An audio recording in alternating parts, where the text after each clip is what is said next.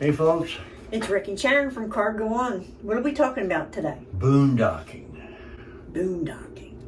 So if you're from the East Coast like us, you might be saying, what the heck is boondocking? First time I heard the term boondocking, I thought that meant backing your rear end up to sit down on a chair. Hey there, we're Rick and Sharon. I'm a retired carpenter, and after almost 50 years camping, almost exclusively in tents, at Sharon's suggestion, I converted my cargo trailer into a custom camper. Now we camp all over. We live in New Jersey, which is one of the most densely populated states in the country, so there's really nowhere to boondock. So let's explain what boondocking is, because a lot of people get confused with this. Boondocking is generally camping by yourself. You're not in an actual campground that has any kind of amenities. So you're out in a remote location. You have to basically be fully self-contained, which means that you've got to have your own source of power, your own source of water, and a method to contain your waste in most cases until you leave the area and go someplace and dump it. There are some boondocking sites that are remote enough that they allow you to dig a cat hole and dispose of your waste in the area, but it's prohibited in many places. So we did boondock, I believe, 5 times when we were across the country. Now we have dry camped. So boondocking is kind of like dry camping. It's just more remote usually. But dry camping is when you don't have any amenities. You don't have water, and you usually don't have electric. You don't have any hookups. So we've done that in the Pine Barrens where we have to take jugs of water, and our power source is a generator. We do not have solar, but we worked out fine without it. And they also have 2 deep discharge marine batteries and a 2,000 watt inverter. So we can, for very brief periods, not have to drag the generator out. I can plug into the inverter, make a pot of coffee, use that for our electric lights in that trailer, and that sort of thing. Talk about the water. You have a couple big water jugs that I believe you got from Walmart? Right.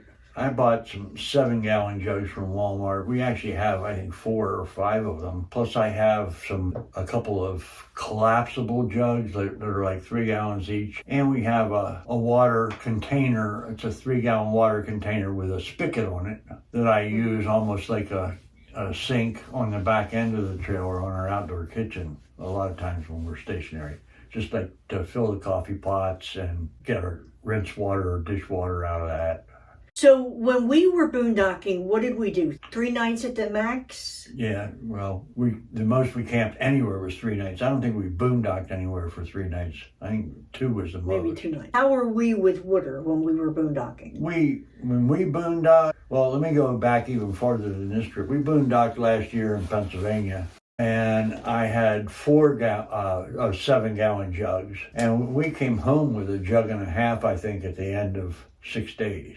I thought you said when we were out in Nevada, we almost used the whole 7-gallon jug to shower. Well, yeah, we did almost use 1 full jug, but we generally had an extra 7 gallons available to us at all time. I never really ran through all the water. And the generator, we normally did not run 24/7. And of course, our generator is a gas generator. Right, but it's an inverter generator. It's quiet, but still, most of the campgrounds don't allow generators of any type to be run during the night. But if we were out in the middle of nowhere, we probably could have run it, but we didn't. In fact, we've done that once or twice where we pretty much ran the generator until we went to sleep at night. Yeah.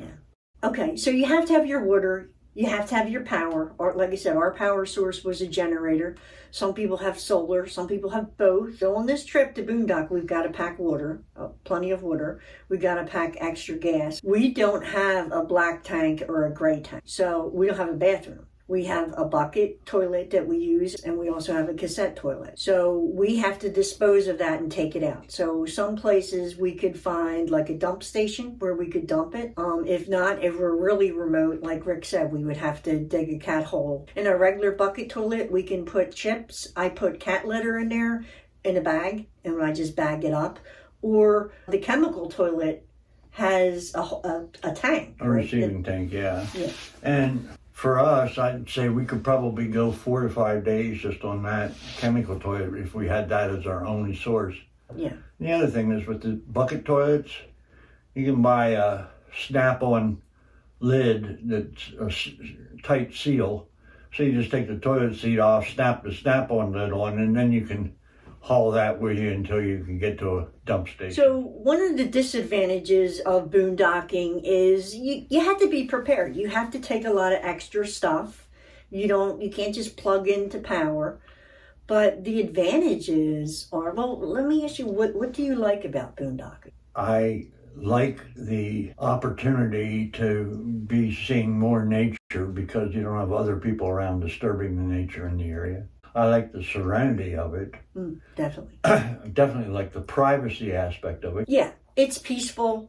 There's nobody out there. You feel like you're back to nature. It's relaxing. We don't do a lot when we're out there. We relax.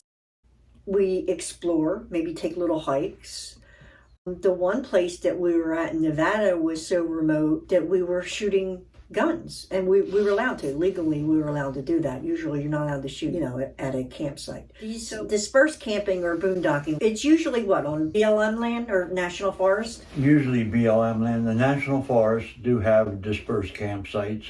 You also have the Corps of Engineers and some other government agencies that also will allow dispersed camping. Now, how would people find these sites? How did we find them? We found them primarily on the internet, but I think even my Google Maps, when I would be in an area and I wanted to see what camping was available, I just type in the word camping, and it would show me like private campgrounds, state parks, national forest. And it even specifically, I think 1 or 2 times, showed me dispersed campsites available. And there's apps, like, we'll put them down below. Is it iOverlander and freecamping.org? And there's even apps to find out where the closest spot is where you can dump your solar waste. Basically, that's it. You find your spot, you go out there. It seems a little odd. At first I was like, are we even allowed to be here doing this? It's usually free. So the first time we did it, we were out in the middle. It was a cow pasture. Yep. And it was beautiful. As you can see, there's beautiful sunrises and sunsets. But there were cow patties all over, the ground where we were at. Grouse Mountain Dispersed Camping. And then another dispersed camping site that we found was, we were looking for one, and it was late, and it wound up starting to snow, and it was getting dark. So we just camped on top of this mountain, and it was dispersed camping. There were a couple other campers, but I didn't see any people there. It was hunting season. They could have been out overnight hunting or whatever. I don't think they were out overnight hunting. I think they were smart enough to get the heck off that mountain. Maybe they were. Before the snow. You're probably right. All right, so here we are, September 30th. We're camping in a dispersed camping spot in Utah, and we were 10,000 feet up in elevation, and I hear coyotes. I hear it. And we are cold. So find an existing site and then an existing fire ring, because you really don't want to damage the area. Sometimes you may have to scout the road. So you may have to unhook and walk up a ways on the road to see how rough the road is, to see if you can really, get through there, turn around or whatever. Or sometimes even just take your truck or van, whatever you're towing with, and leave the camper and then go check out the road. The last thing you want to do is get on a road that's really bumpy, and because some of these roads, maybe you don't have a 4-wheel drive and you don't have the clearance on your camper.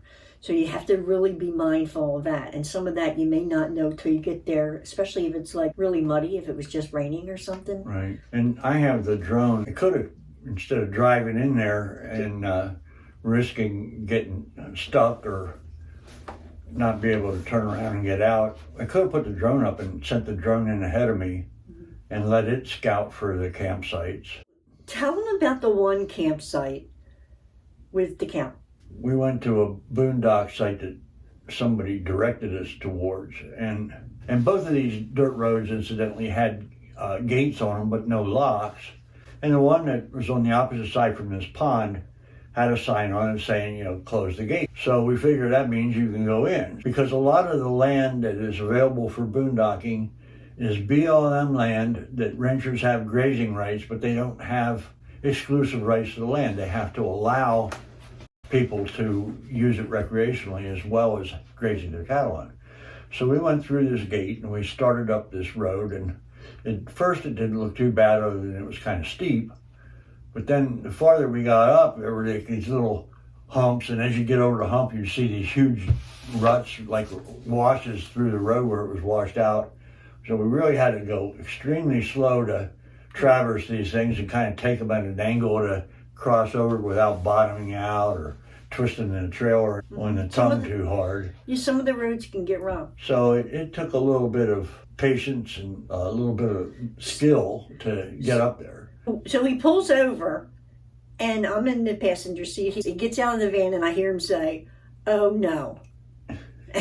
And I'm like, what? And there was basically on the side of the road a skeleton with a cowhide still stretched over it. Yeah. It was pretty decomposed. So we continued on up the road, and we went, I don't know, maybe another half a mile. The road wasn't quite as rutty up there, but it was hilly. We found a place to just pull over to the side. It was obviously not a campsite because it didn't have a fire ring there or anything, but it was the most level place to park, and I just continued to stay hooked up, I think, to the trailer, and we just backed in there, leveled it up a little bit, and spent the night there. So one of my favorite spots was a national forest called Humboldt National Forest in Nevada, and Rick and Linda from Gone Again gave us GPS coordinates to find that place. And that was one of our favorite campsites.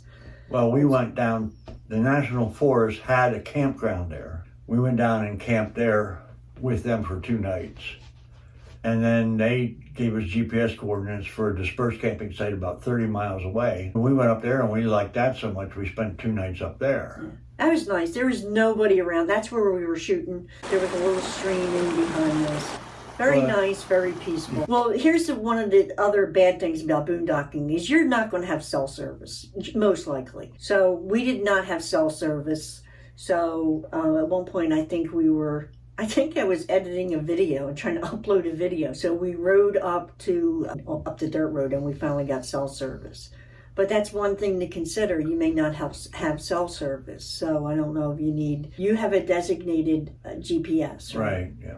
But it's a good idea when you're traveling to constantly be periodically checking to see if you do have cell service, particularly when you're on your way to looking for a campsite, because then at the very least, you'll know how far you got to travel back out towards where you came from in order to recover cell service if you need it. So it was a lot of fun boondocking. Is it for everybody? No, because it is much more rustic, and you do need to be kind of frugal. You don't have an endless supply of water and electric, so you do have to, plan things out, how much water you're going to use or power and stuff. The night it snowed when we were, I believe that was Utah, I don't know if we used a generator with the electric heater. I put the generator out underneath the picnic table. Oh, that's right. So that it was covered from the snow, and we ran it with the electric heat up until we went to sleep. Okay, so there's nobody around normally, which was, I guess, a little weird for me. So it can be a little bit scary, a little bit intimidating. But you were carrying, so I really wasn't that afraid. I didn't like being on top of the mountain with a snow, thunderstorm, and lightning. But other than that, it was fine. That probably was my, I guess, biggest concern that whole camping trip was not knowing. It was snowing so hard by the time we went to sleep, and the ground was already pretty well covered, and had maybe an inch of snow down before we went to sleep, and I didn't have a weather forecast, didn't know what to expect, and we thought, we could wake up in the morning and have a foot of snow and end up having to wait 2 days to get out of here. I know. I thought the same thing. Would you boondock again? Oh, definitely. Yeah. So anyway, that's what boondocking is. I would say take it slow. Don't plan a 2-week boondocking trip. You need to know how long, you can go with your power, especially if it's solar and with the weather and everything. But it is a very peaceful, enjoyable experience. to be out there just by yourselves in the middle of nowhere. It was actually very nice, but it's not for everyone. If you want to see more of our epic adventures, check out this next video of our trip out west. You all come back now, you hear?